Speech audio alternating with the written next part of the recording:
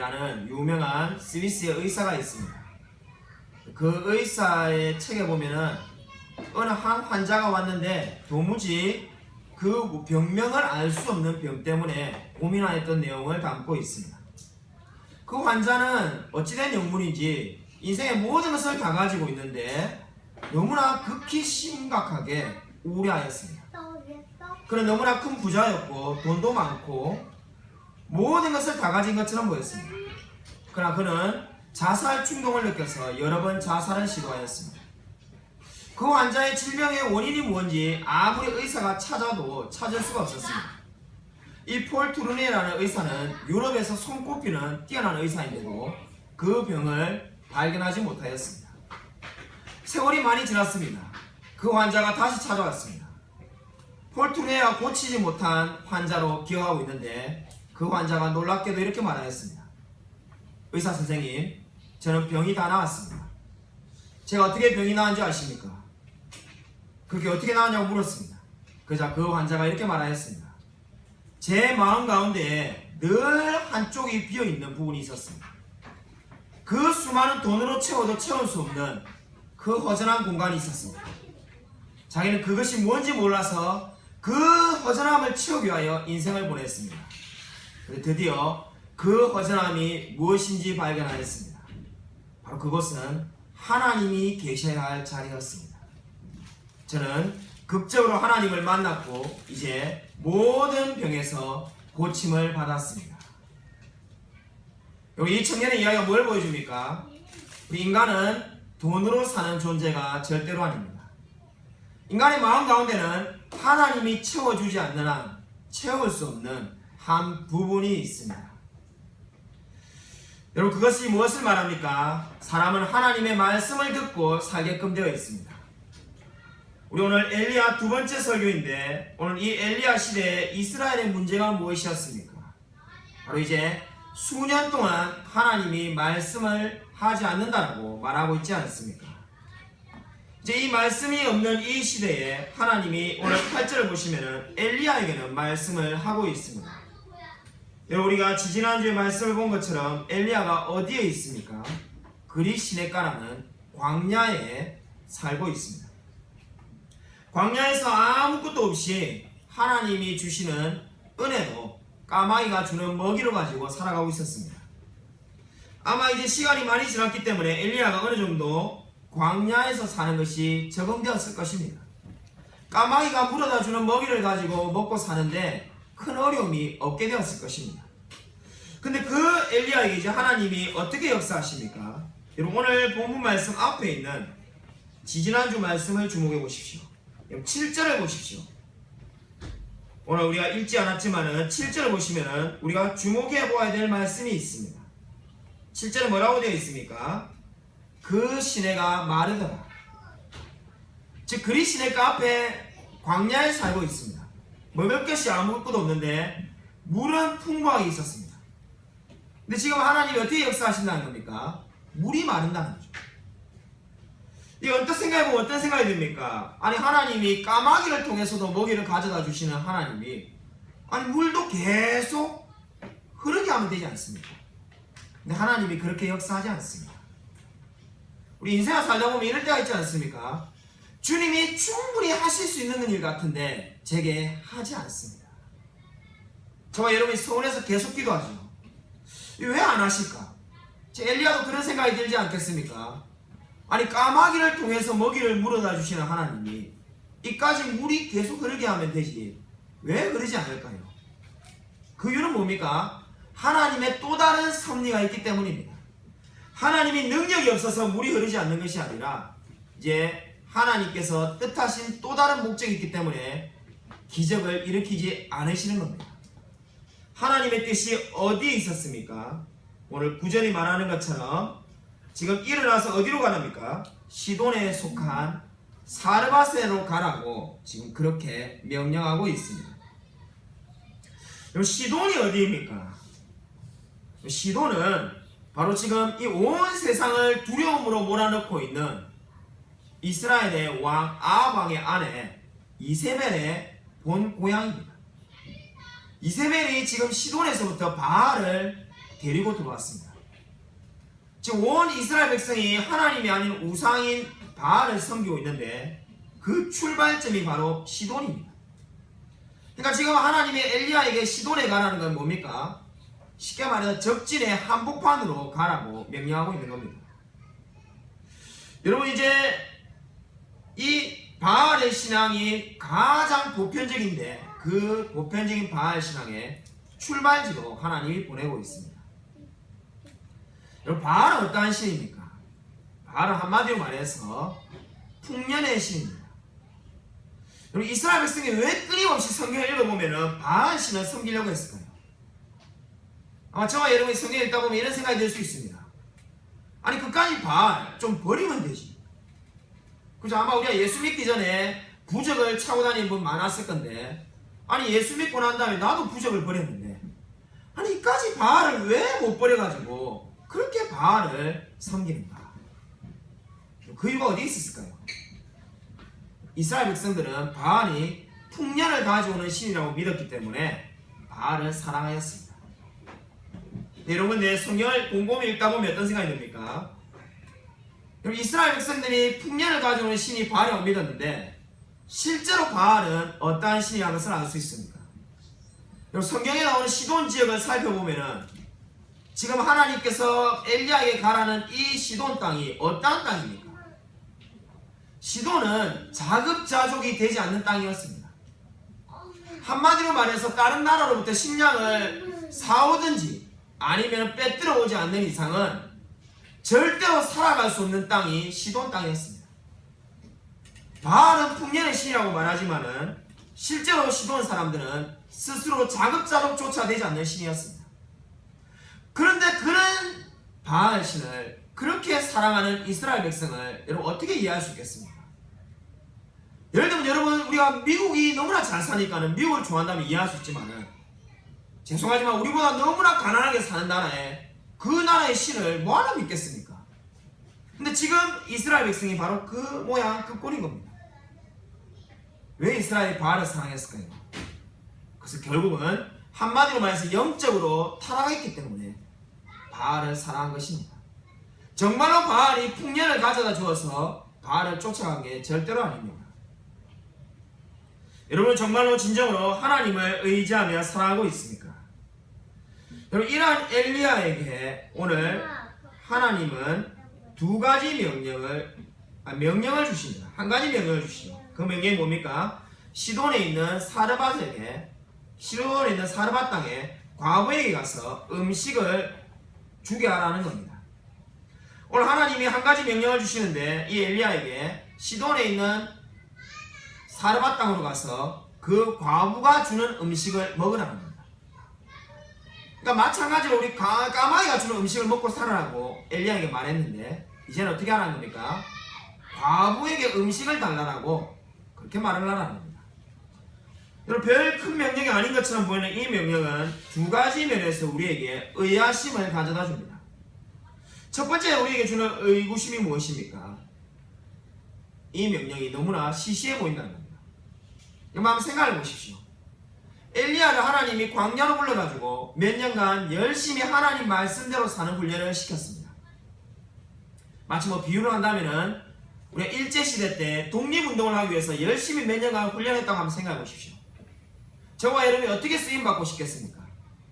이토 히로부미를 죽여라든지, 뭐 일본의 유명한 군대 장관을 죽여라든지, 뭐 이런 명령을 이제 받기를 생각하고 독립군에 들어가지 않겠습니까?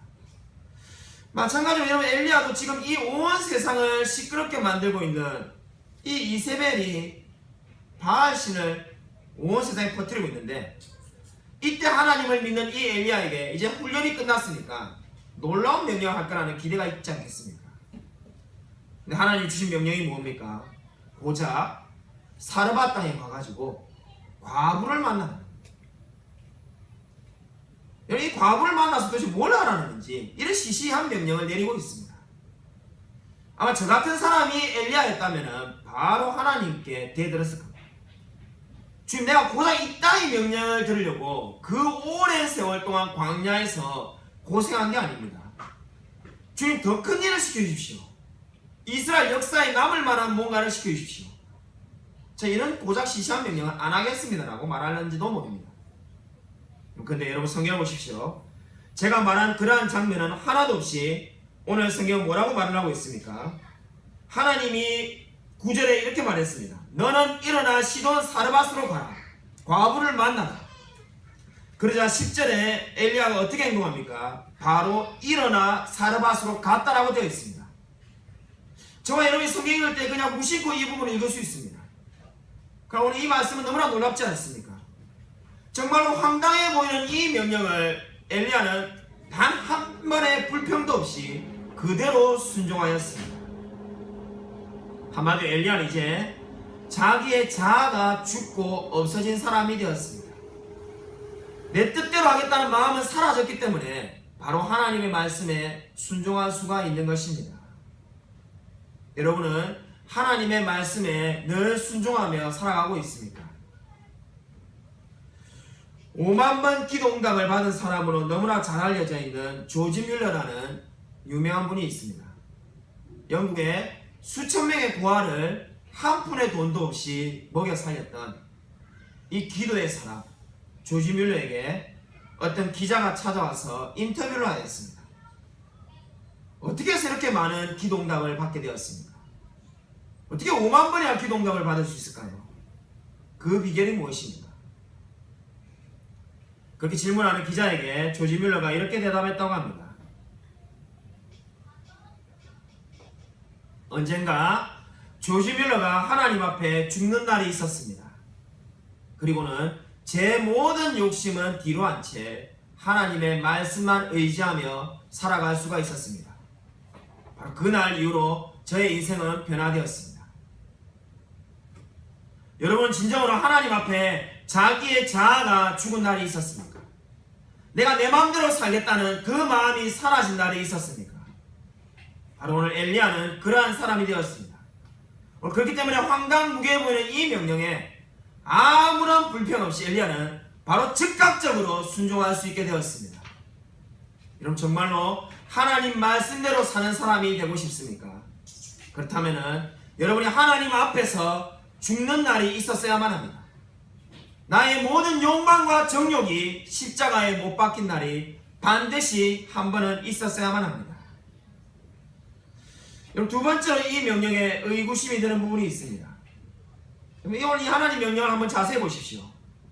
과부를 만나러 가라고 9절에 말을 하고 있는데 그 과부가 어떠한 사람인지 말을 하고 있습니까?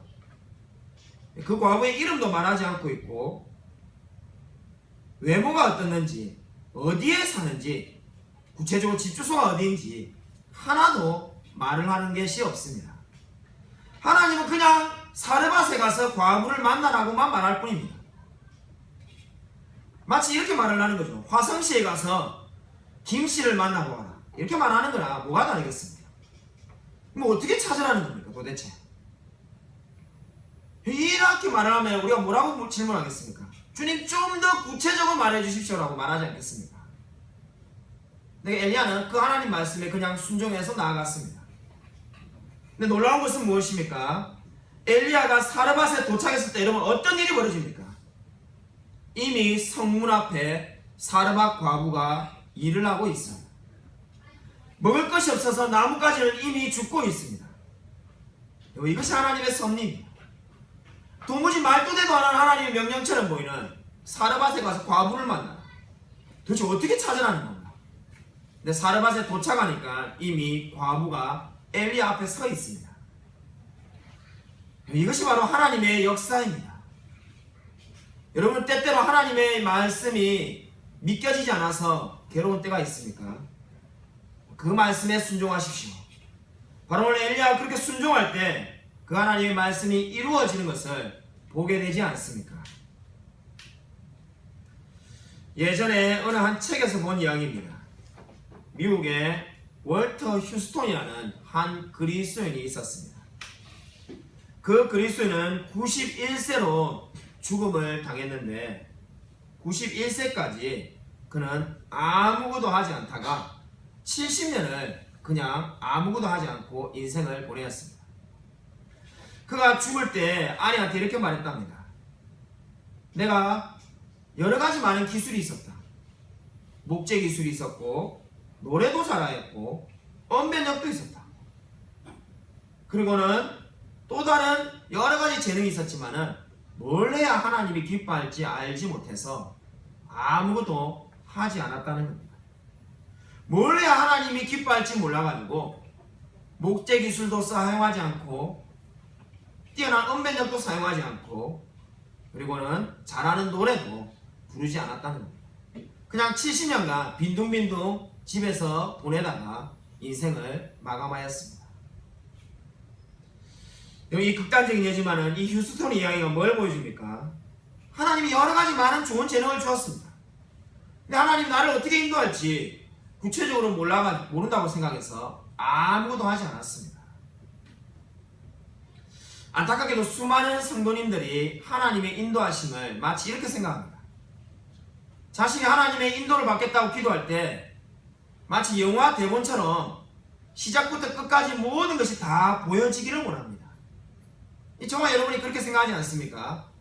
우리가 직장을 구할 때나 아니면 결혼을 하려고 할 때나 하나님이 처음부터 끝까지 모든 것을 다 보여주기를 원하십니다. 그러나 실제로 하나님은 그렇게 역사하지 않습니다. 여러분 오늘 엘리야 이야기에 주목해 보십시오. 하나님이 모든 것을 엘리야에게 다 말해주지 않았습니다. 그 과부가 누구인지조차 알려주지 않았고 그 과부를 만나고 나면은 어떤 일이 벌어질지도 다 알지 못하였습니다. 다음 주에 우리가 말씀을 전할 그 과부의 아들이 죽는 것도 엘리야는 다 알지 못하였습니다. 그러나 엘리야가 확신하고 나아간 것이 무엇입니까? 지금 내가 하나님의 말씀을 받았고 가지고 있다는 겁니다. 그리고 그 하나님의 말씀을 그대로 실천하였습니다. 사랑하는 여러분, 하나님의 인도하심을 받는다는 것이 무엇입니까? 하나님의 말씀대로 산다는 것이 무엇입니까? 그래서 오늘 하나님의 말씀을 아는 만큼 한 걸음을 내딛는 겁니다. 저와 여러분이 하나님의 말씀대로 한 걸음을 내딛으십시오. 그 걸음에 하나님이 함께 하실 것입니다. 그리고 여러분이 또 다른 한 걸음을 확신 있게 내딛게 될 것입니다. 그러고 나면 어떻게 됩니까? 오랜 시간이 지났을 때 저와 여러분이 늘 하나님과 동행했다는 것을 알게 될 것입니다. 우리가 모든 수십 년간의 인생을 하나님이 다 보여주는 것이 절대로 아닙니다. 그냥 저와 여러분은 한 걸음을 내딛을 뿐입니다. 여러분은 진정으로 하나님의 말씀을 믿고 한 걸음 한 걸음 내딛으며 살아가고 있습니다. 여러분 오늘 11절을 보십시오. 11절을 보시면은 이 과부를 만난 엘리야가 떡 한 조각을 가져오라고 명령하고 있습니다. 그냥 떡 한 조각을 가져오라는 것이 아니라 떡 한 조각을 가져오면은 계속해서 어떻다는 겁니까? 끊임없이 가루와 기름이 넘쳐나게 될 것이라고 약속하고 있습니다. 근데 문제는 뭡니까? 과부가 지금 딱 떡 한 조각 만들 만큼밖에 가루와 기름을 가지고 있지 않습니다. 지금 이 굶어 죽어가고 있는 사람이 여기에 있습니다. 이 과부는 역설적이게도 풍년의 신인 바알의 땅에서 먹을 것이 없어 죽어가고 있습니다. 그런데 지금 어느 한 사람이 나타났는데 자기가 하나님의 사람이라고 말하면서 그 떡을 자기에게 달라고 말합니다. 아니 떡이 남아돈다면 한 조각 정도 주는 거 어렵지 않겠습니다만은 하나밖에 없는 그것을 달라고 말하는 겁니다. 여러분 그것을 어떻게 과부가 줄 수 있을까요? 여러분 이 과부가 지금 떡이 한 조각밖에 없다는 것이 정상적인 상황이 아닙니다. 우리가 그냥 성경을 잘 모른다면은 그냥 이 과부가 가난하구나 라고 생각할 수 있지만은 우리가 성경을 잘 안다면은 절대로 이 과부는 이러한 상황 속에 있어서는 안 됩니다. 왜 그렇습니까? 여러분 지금 이 과부가 살고 있는 이 지역이 성경이 놀랍게 축복한 지역이기 때문입니다. 여러분 성경 말씀 두 구절을 한번 찾아보겠습니다. 신명기 33장 24절을 한번 찾아보시기 바랍니다. 구약성경 신명기 33장 24절입니다.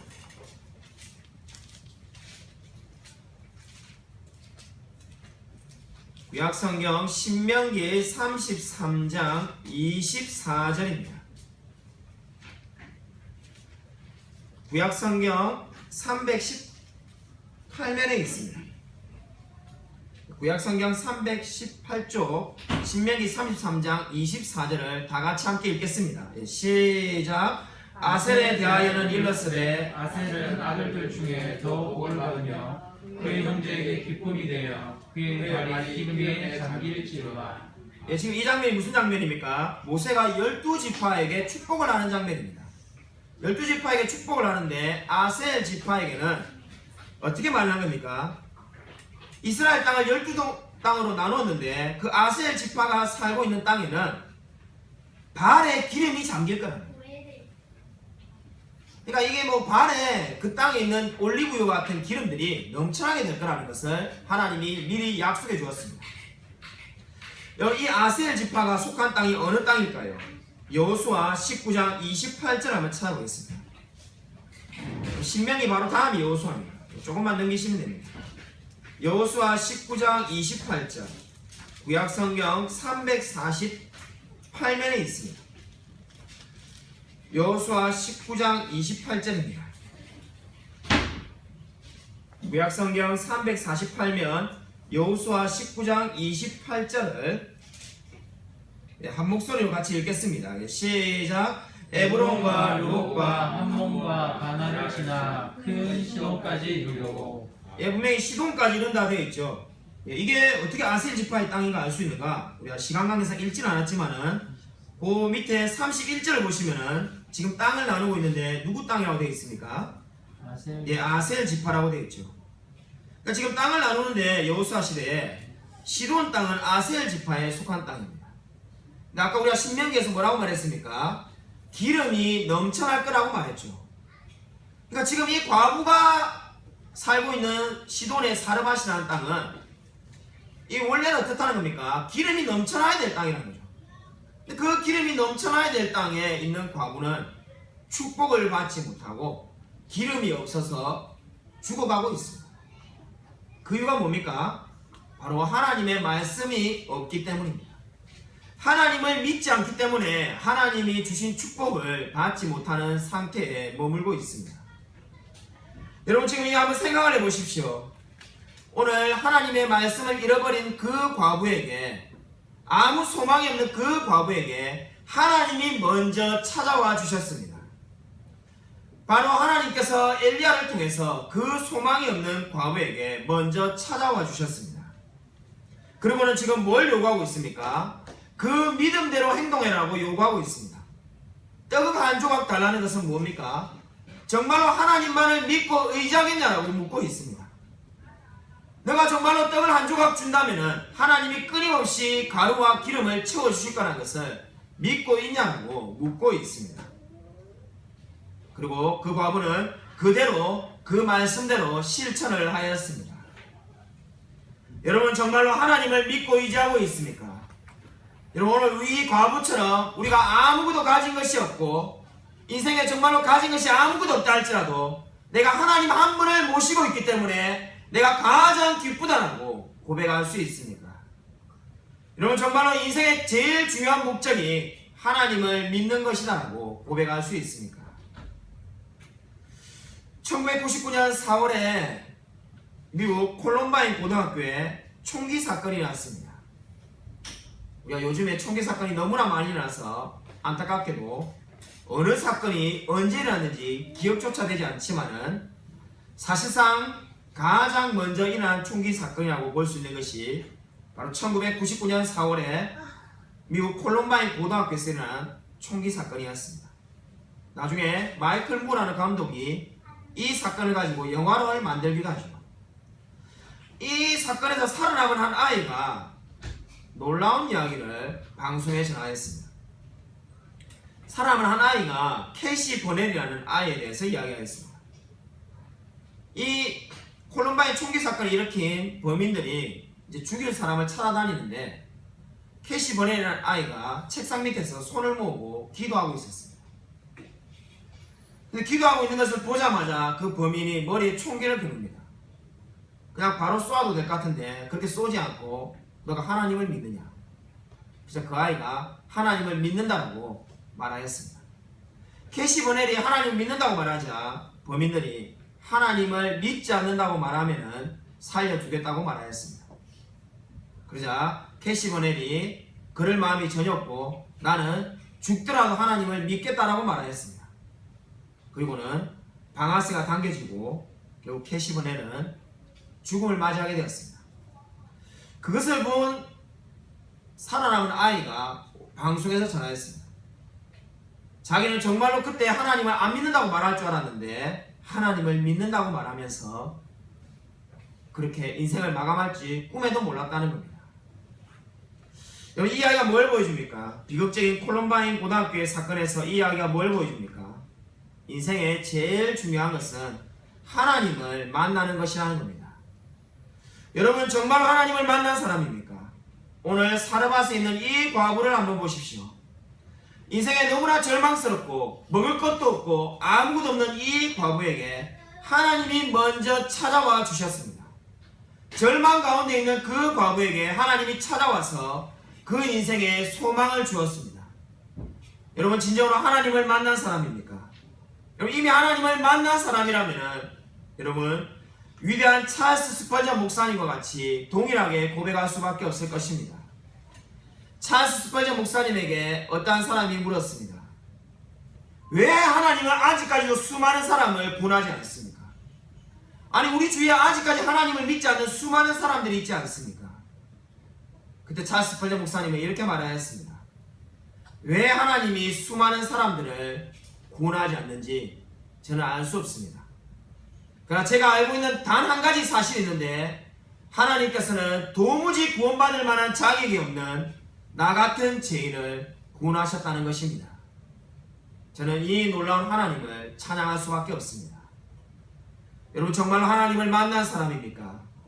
그렇다면은 저와 여러분에게 하나님이 나 같은 죄인을 하나님이 살려주셨다라고 고백할 수밖에 없지 않습니까?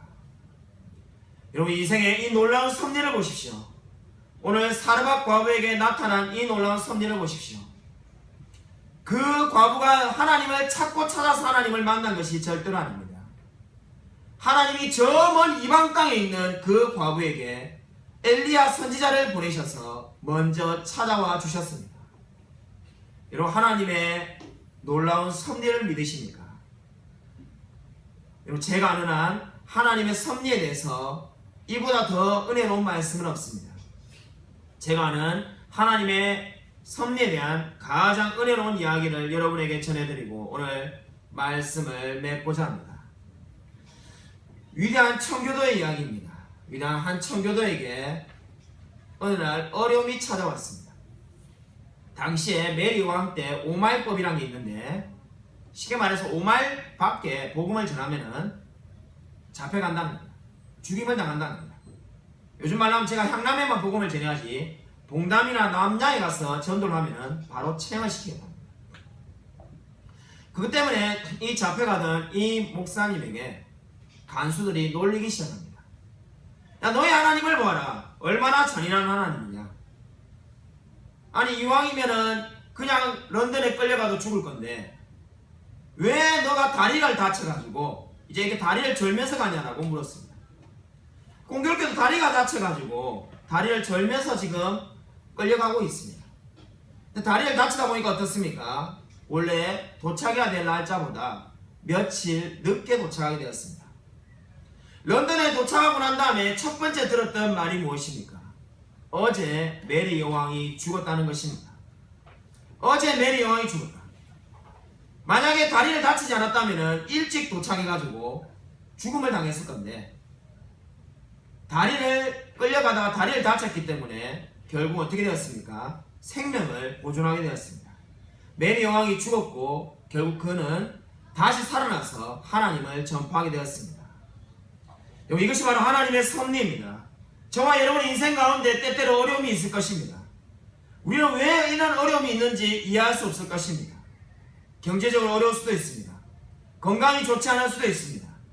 그러나 훗날 시간이 지난 뒤에 되돌아보십시오. 그 모든 것이 합력하여 선을 이루었다고 여러분이 고백하게 될 것입니다. 왜냐하면 하나님은 저와 여러분보다 훨씬 더 위대하신 분이시기 때문입니다. 저와 여러분보다 하나님은 저와 여러분을 더 잘 아시는 분이십니다. 여러분, 이 놀라운 하나님을 늘 믿고 의지하며 살아가는 저와 우리 모든 성도님이 되시기를 주님의 이름으로 간절히 축원드립니다.